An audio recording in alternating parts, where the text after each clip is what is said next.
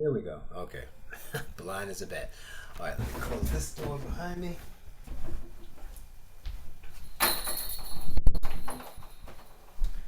So I have like just like a setup like question, which will be like who you are, what you do, and what you're doing, right?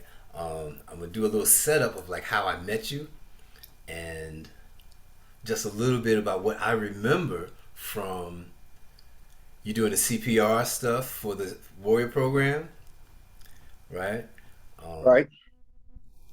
from what I remember, it was like a long day, or a couple of days. It was like 2 weekends. I forget what it was, but it was long. And Richard had got the people together, Right. about 10 of them or so. Yeah, and just that. That's I'll give like that's I'm doing it now. The setup is that's how I met you.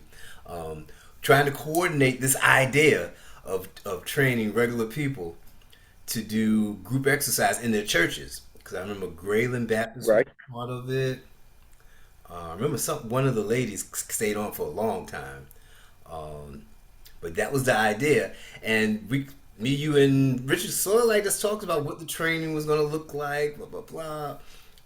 So that's how I got connected with you through Dick Seeley at the Downtown Y, and yeah, that's my recollection of things. And we're doing this to kind of show ACE in particular, because I work closely with ACE doing exams for the people who've been going on through that program since 2014, on how to develop a community-based health initiative like what's been going on, right? So that's the intent, because it starts pretty much grassroots level, like you kind of already know, and I know you can speak to that. Um, so yeah, that's the intent. So you got an idea of like how you want to roll from there. So how we kind of met, and then go into like what you do. Dick told me a lot. I don't want to like steal the thunder. I want you to Well, do your thing. well, I got to figure out what Dick said because I'm trying to figure out what I do. So I'm not. There's a lot from Uh, what I understand with like the youth and everything. Particularly with the youth, with recidivism, addressing that. That's like, that's big. So go ahead. I'm gonna let you kind of flow. Yeah.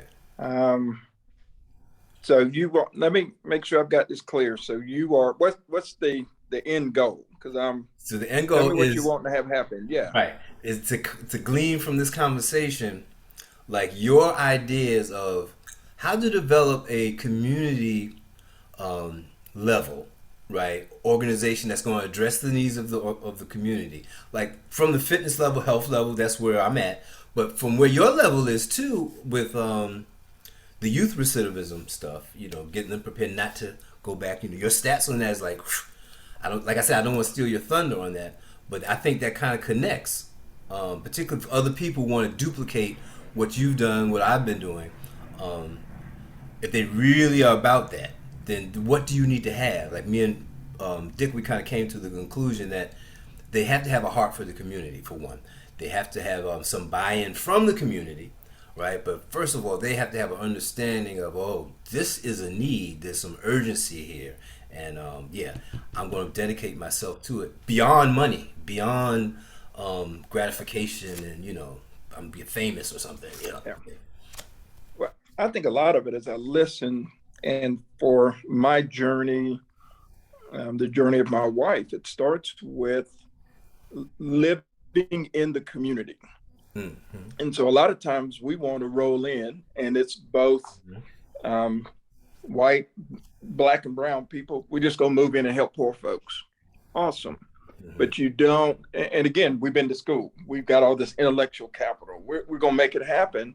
Mm-hmm. And yet we minimize our neighbors. In other words, move into the community, live amongst them, Mm-hmm. keep your mouth shut for a year. Mm-hmm. And one of the things my wife and I do is that part of it is come into the community and just be. Mm-hmm. You listen. Mm-hmm. You're listening to the kids. You're listening to what we call the gatekeepers. That's Miss Bessie, that's 89 years old. She Yeah. she she been there, but are you listening to her? You listen to Billy the wino down on the corner. Mm-hmm. You listen to your drug. And so even though we have all these different entities that we go, I don't know if I want to be around them. I'm not approving of some behaviors, yet at the same time, I want to listen. Right. Yeah. Because as I'm listening, yo, buddy, why are you selling?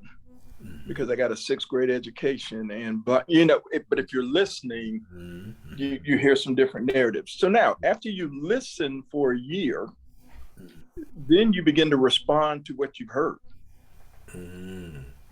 Now, again, it's not what I think Black or brown people need, or the poor need, or what have you. It is out of listening. Yeah. And one of the things that Dr. Seeley and I are understanding is, mamas are saying, I'm scared about my little boy going to jail. I'm scared about my little boy not coming home.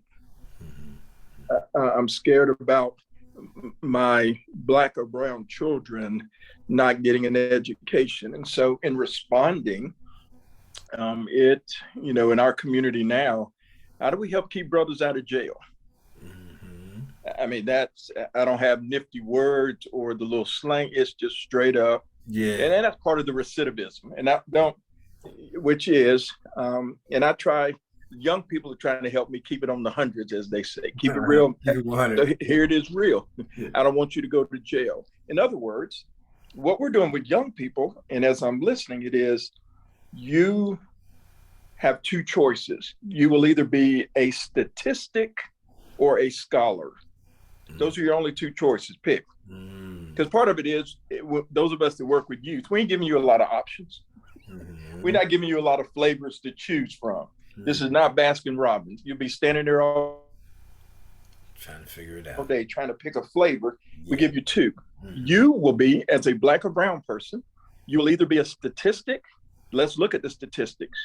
By this age, you're dead. By this age, you're going to jail. By this age, you're a young lady pregnant. By this age, the statistics.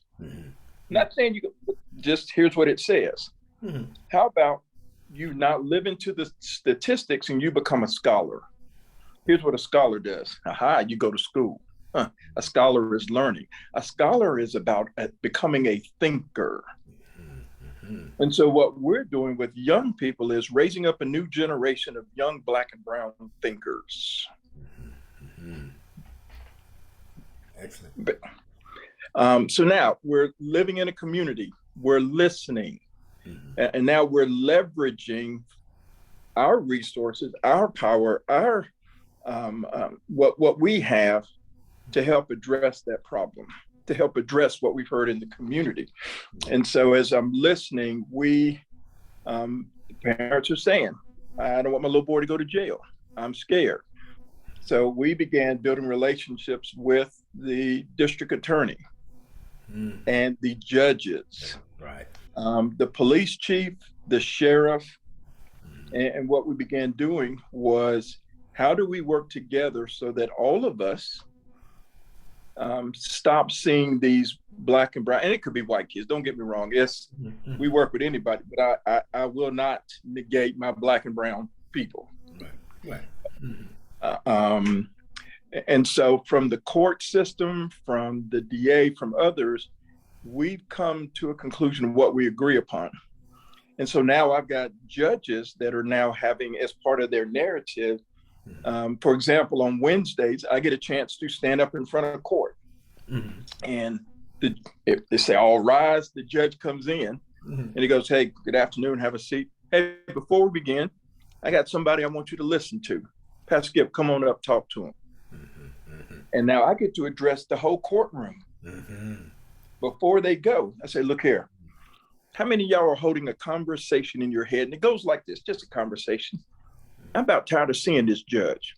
I'm about tired of the popo coming up, taking me to jail. I'm about tired of giving these folks my money. And the judge, we do it every week. He goes, well, Skip, hold on. I'm about tired of sending them to jail. I'm about tired of taking their money. I'm about tired of seeing them. What we gonna do? Wow. I say, here's what we're gonna do. Hey, y'all, come spend time with me and let's create a different strategy. Let's get you workforce development. Behind me is the president of Southern Union, the community college. He's saying, come on, we'll put you through training. We'll get you connected. We'll get you on a career. You can begin to make some different decisions. The judge said, ho, Skip. If y'all kick it with Skip, here's what I'll do. I will apply $1,000 toward anything you owe the court, you owe the city, you owe me. Wow. Because I want you to see, I don't want to see you again. Come on, Skip. And so here, listen to me, Ricky, that gives me, wow. Ricky, are you? And so now you get the judge saying, no. Mm-hmm. And so now on the front row, you got all these brothers already in shackles. They're already in jail. So they now are letting me go into, and my wife, we go into the jails and run the classes. Because I said, I can't wait for brothers to get out. I got a collective audience. Let's create a strategy. Let's do some workforce development. Let's, while they're in, and get on this strategy while they're out. And so what's happening is, man, it has been, we spend 4 weeks. I'm in the jail 4 days a week for about 3 to 4 hours a day. Because I'm saying, no, we're trying to go deep. Yeah. And so what's happening is you've got this collaborative effort. Now, hold on to that. So while we're in doing classes in jail, my wife and I, on Monday nights, we started what we call Unchained. Unchained is where we get with these people's parents, family members, your boo, your mama, whomever, and we began meeting with them. And we began to hold sessions because one mom said, Skip, I just feel the guilt, my boy. I was like, whoa, stop. Tell me what store you robbed. Tell me who you shot. No. You did a great job as a mama. You didn't shoot nobody. You didn't rob it. No.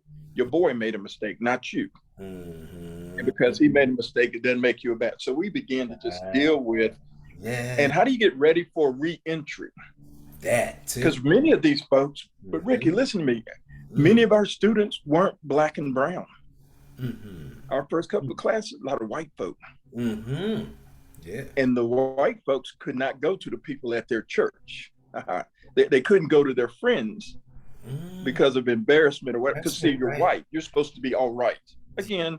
And so what's happening is we're building community with these parents. And how do you get ready for reentry? And so you got the parents you're working on, you got the young folks. And so that's what we're doing to get after this sense of recidivism. It has just been powerful. Our brothers coming out or finding work and are just connected to community. We go into the detention center. That's where the underage, you're 18 or under, go. My wife and I, because of COVID is up, we can now go back into the junior jail, I call it, the smaller one.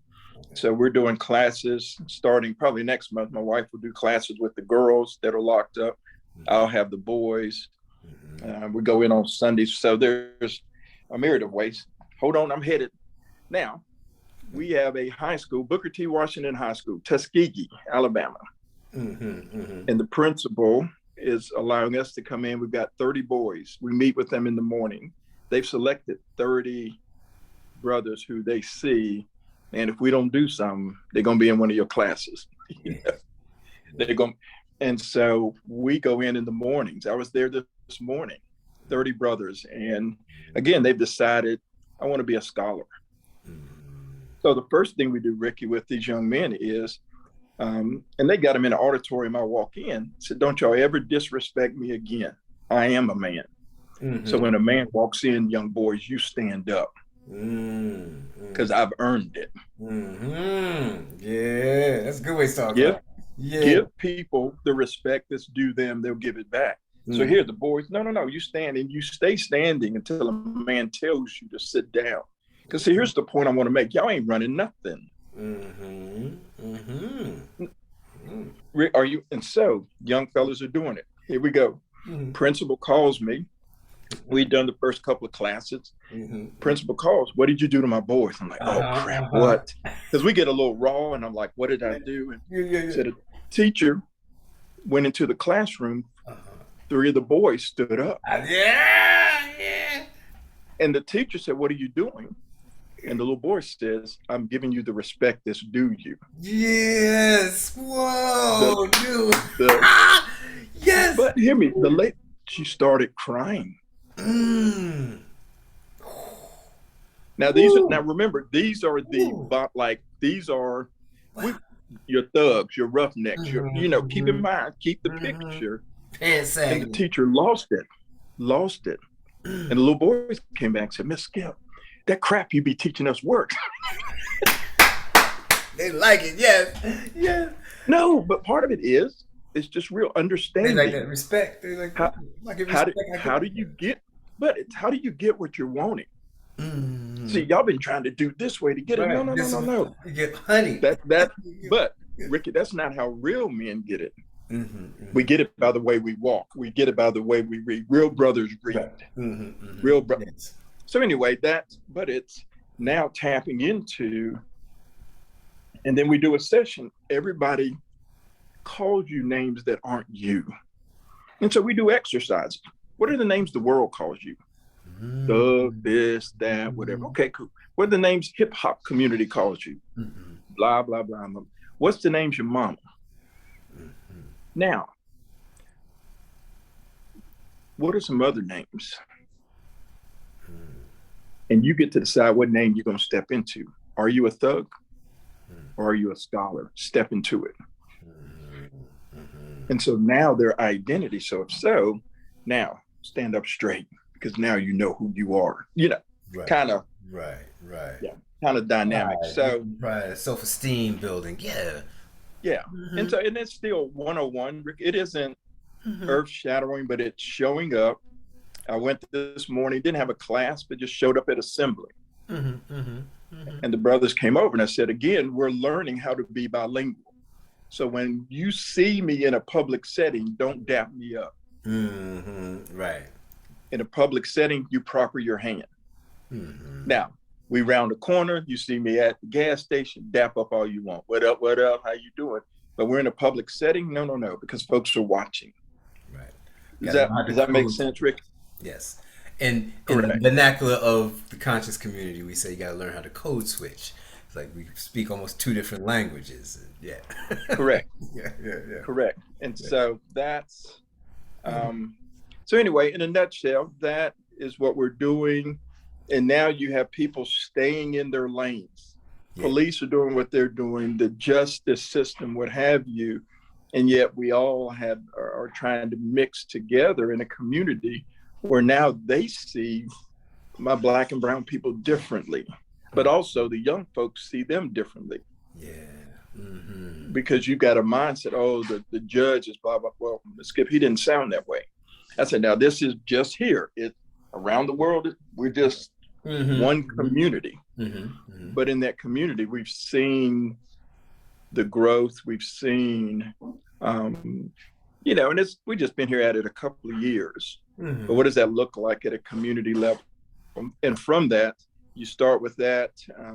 We've got some health disparity stuff going on because, again, when you look at diabetes, blah, all the stuff you and I did when we're back, now you can get into other things and it's better received Yeah. because of where you're starting.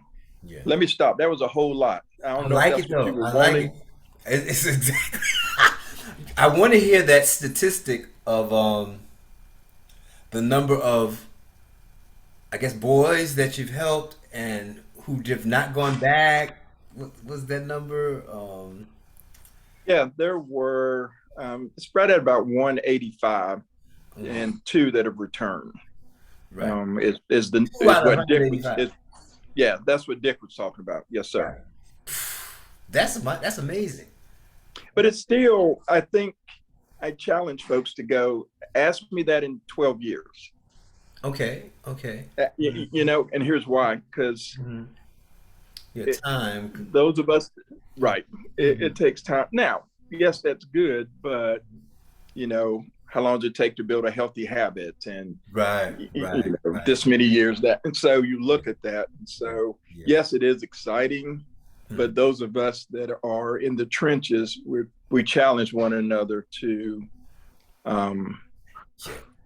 let's go a couple of years. So, yeah. Yeah. So I'm glad you went there because I could segue that right into how you kind of like laid out how it has to happen to be effective in the community. Because that's why I want this whole recording right, and recordings, because there'll be more. I'm going to be interviewing a lot of other people that kind of like help my program go along, so that ACE, if they have people that want to learn how to develop this, they can listen and figure out how to do it and get some help Right. from some of us. Um, the main thing you said was spending time in the community, getting in touch with gatekeepers. That's like big draws out of that.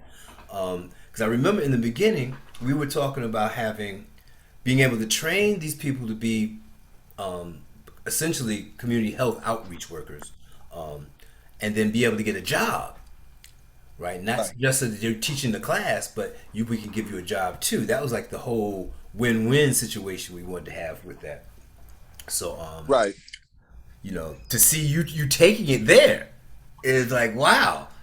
You've done that. You've done it, right? Like I'm Right. doing it with the health thing, but you've done it where the workforce development, that is like, that's the other piece that has to be there.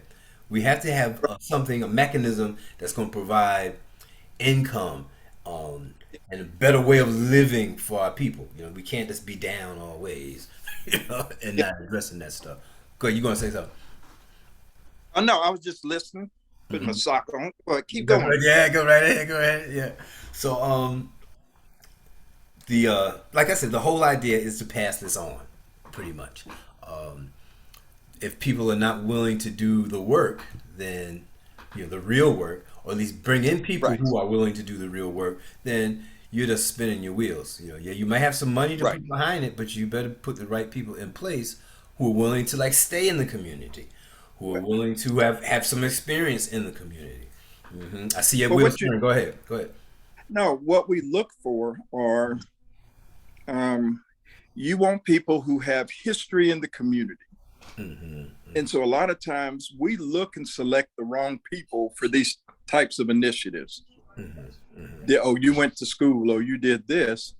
When you look at the folks we have involved, they wouldn't be the ones selected. Mm-hmm. Miss Ella, that lives right behind me here, has lived in her house some 60 years. Miss Ella can tell you about everybody coming and going. She's in her high 80s, Mm-hmm. still rakes her own yard, Mm-hmm. still sees everything, Mm-hmm. and knows everybody. And so you want stuff to happen, Miss Ella. Yeah. Yeah. So who has history? You look for those who have um, their motives are pure. Mm-hmm. In other words, there's nothing in it for Miss Ella. There's nothing in it for many of our neighbors that are there. So you want people engaged when you start whose motives are pure. Mm-hmm. They ain't trying to hustle. They're not trying to get over it. They've been in this community. They love they love what's going on. Yeah. And so you want folks whose motives are there. You want folks who are both teachable. Mm-hmm. They ain't trying to run nothing. Mm-hmm. Mm-hmm. And so for them to collaborate and partner is great because they're not thinking about themselves. They're not selfish, if that makes sense. Mm-hmm. And we look for folks who have varied resources. Mm-hmm. By that, we did y'all, we got to clean our neighborhood up. And so we went with folks, our neighbors that could actually walk and bend over. And I know that doesn't make sense, but it's like, no, we're not. They're houses you miss because they can't bend over. Don't. Mm-hmm. And so you're looking at, but they can run a grill and have the hot dogs ready when you finish. They can stand there with the water bottles. Yeah. They can celebrate and cheer. So you got the old lady, come on, baby, you can pick that paper up. Yeah. I need to right. Right. Yeah. Because young people respond different. And so again, though, they found value. Miss Skip, you found a place for me in this narrative. Mm.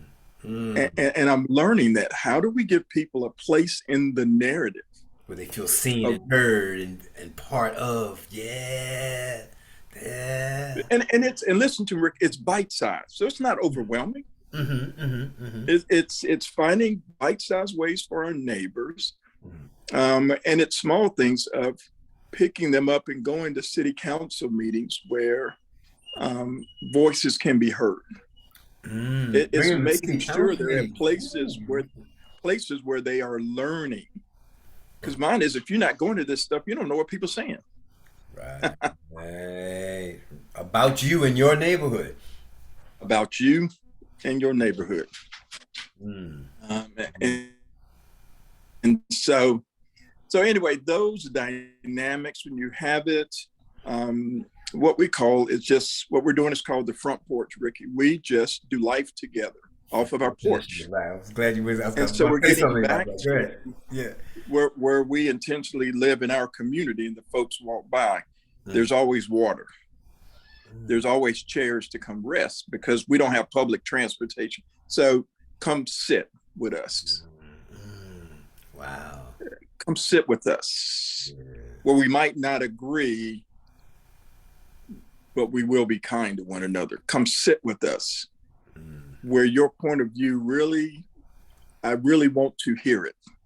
Mm-hmm. You come sit with us. We really, well, that's the themes of what we have going on. Mm. And at the same time, as you come sit, sometimes, no, brother, you got to get a job. The lady down the street came to sit. The man in the house was not being nice. Hey, but we can't do that. So there's a lot that happens off the front porch. So yeah. yeah. So Wow. I'm just moving. I'm getting ready to Go ahead, man. Yeah, I don't want to keep keep you talking. too long. You No. gave a lot already. I'm No. so appreciative. This is like, woo, man. A lot of people need to I'm hear just- this stuff. I hope I can get it out the right way, because this is it. Yeah, this so is people doing the work, y'all. That's what this is. I'm just saying. I know well, this man it can do is. it. Yes. Mm-mm-mm. I know I had some other way out here. So no, I was excited when Dick had told me, and just and it's still a learning learning dynamics that we are doing and that we're engaged with.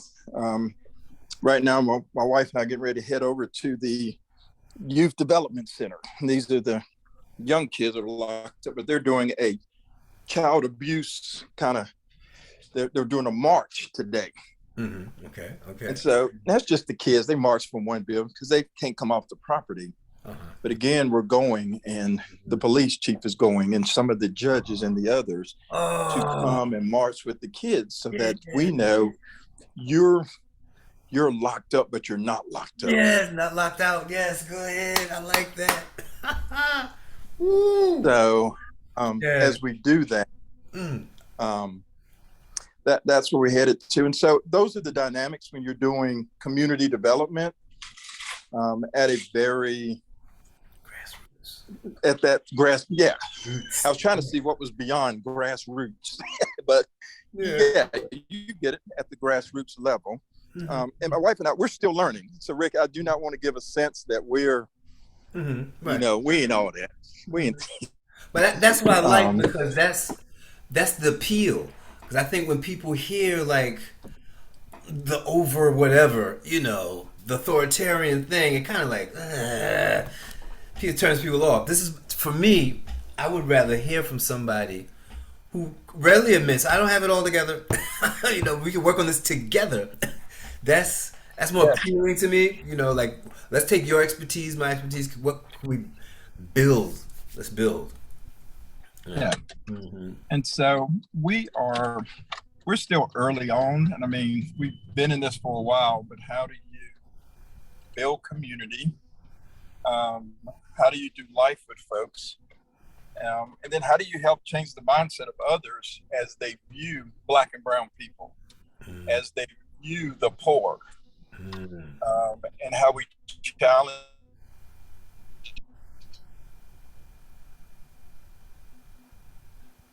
Like I got a little lag in my system just now. Yep. Come on back in here, you. To join us in that. Okay. And so, yeah. Okay. I just noticed I had a little lag in my thing just now. So, do you want to give us some parting thoughts, man? I want to make sure you kind of like feel like you gave. Yeah. You gave a lot, but I think, for a lot of your listeners and folks that'll be journeying with you, It's really a sense of hope, that how do we return hope back into our communities? Hmm. How do we get involved in such a way that provides heal, hope, restoration for neighbors? Hmm. And we've decided in our community, we're in very small ways, we're going to figure out what we have in common, how we join together. And it's really about what's unacceptable. It's unacceptable in our community for someone to be houseless. It's unacceptable in our community for folks to die of diabetes. It's unacceptable for you to not have access to fresh fruits and vegetables. It's unacceptable for you. And we gather because of what's unacceptable. And we're saying not in our community. Yes, yes. Thank you. Thank you. Thank you. Thank you. Skip Long, everybody. Wow. I'm going to I'm gonna end the recording right here.